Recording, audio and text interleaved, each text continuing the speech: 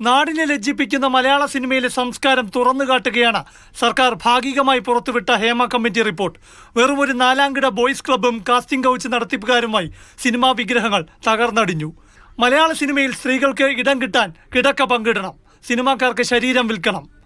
മലയാള സിനിമയിലെ പോലെ മറ്റൊരു മേഖലയിലും തൊഴിൽ കിട്ടാൻ സ്ത്രീകൾക്ക് കിടക്ക പങ്കിടൽ മാനദണ്ഡമല്ലെന്ന് റിപ്പോർട്ട് കുറ്റപ്പെടുത്തുന്നു. മലയാള സിനിമയിൽ പ്രവേശിക്കാനും പിടിച്ചു നിൽക്കാനും അഡ്ജസ്റ്റ്മെന്റിനും കോംപ്രമൈസിനും തയ്യാറാകണം. അങ്ങനെ മാത്രമേ പണവും പ്രശസ്തിയും നേടി സിനിമയിൽ പിടിച്ചു നിൽക്കാനാകൂവെന്ന് അറിയപ്പെടുന്ന ഒരു നടി തന്റെ വിജയരഹസ്യം കമ്മിറ്റിയോട് പങ്കുവച്ചിട്ടുണ്ട്. ഇത്തരം എല്ലാ വൃത്തികേടുകൾക്കും പിന്നിൽ നടന്മാരും സംവിധായകരും നിർമ്മാതാക്കളും അടങ്ങുന്ന അധികാര വലയമാണെന്ന ഞെട്ടിപ്പിക്കുന്ന വെളിപ്പെടുത്തലാണ് റിപ്പോർട്ടിലുള്ളത്. ഇവരെ ഭയന്ന് സിനിമാ രംഗത്തെ ഒരു സ്ത്രീകളും പരാതിപ്പെടാറില്ല. സ്ത്രീകൾക്കൊരു വിലയും കൊടുക്കാത്ത അരാജകത്വം നിലനിൽക്കുന്ന ഒരു സമാന്തര അധോലോകം, ഇതാണ് സിനിമയെന്ന് സമൂഹത്തിലെ ചിലരെങ്കിലും മുമ്പ് ചിന്തിച്ചിട്ടുണ്ട്.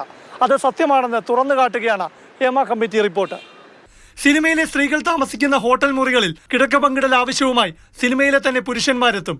മുറിയിലെ വാതിൽ മുട്ടുമ്പോൾ വാതിൽ പൊളിഞ്ഞു വീഴുമെന്ന് പോലും പല സ്ത്രീകളും പേടിച്ചിട്ടുണ്ട്. ലൈംഗികമായി ചൂഷണം ചെയ്ത ഒരു നടനൊപ്പം അടുത്ത ദിവസം ഭാര്യാഭർത്തക്കന്മാരായി കെട്ടിപ്പിടിച്ച് അഭിനയിക്കേണ്ടി വന്ന ഒരു നടി ദുരനുഭവം പങ്കുവയ്ക്കുന്നുണ്ട്. 17 ടേക്ക് എടുത്തിട്ടും ശരിയാകാതായതോടെ ഡയറക്ടറുടെ നാണം കെടുത്തലിനും വിധേയയാകേണ്ടി വന്നു. നടൻ, സംവിധായകൻ, പ്രൊഡക്ഷൻ കൺട്രോളർ അങ്ങനെ ആര് വേണമെങ്കിലും മലയാള സിനിമയിൽ ശരീരം ആവശ്യപ്പെടാവുന്ന സംഭവങ്ങളുണ്ടെന്ന് വെളിപ്പെടുത്തുന്നു. നെഞ്ചിലേറ്റിയ വിഗ്രഹങ്ങൾ വീണുടഞ്ഞു കഴിഞ്ഞു. കഥാപാത്രങ്ങളല്ല യഥാർത്ഥ മുഖമെന്ന് ഹേമ കമ്മിറ്റി തുറന്നു കാട്ടുകയാണ്. ലൈംഗിക ചൂഷണവും ലഹരിയും നടമാടുന്ന ആൺമേൽക്കോയ്മയുടെ യഥാർത്ഥ മുഖം. ലൈംഗിക ചൂഷണങ്ങളെ എതിർക്കുന്ന സ്ത്രീകളെ പ്രശ്നക്കാരായി മുദ്രകുത്തി മലയാള സിനിമയിലെ അധികാര കേന്ദ്രങ്ങൾ തന്നെ അവസരങ്ങൾ ഇല്ലാതാക്കും. സഹകരിക്കാത്ത സ്ത്രീകളുടെ കഥാപാത്രങ്ങൾക്ക് നൽകുന്ന വേഷങ്ങളിൽ പോലും ചൂഷണമാണ്. ശരീര അവയവങ്ങൾ പുറത്തു കാണുന്ന വിധമുള്ള ഇറുകിയ വേഷങ്ങൾ നിശ്ചയിക്കുന്ന ചൂഷണവും സിനിമയിൽ നിലനിൽക്കുന്നു.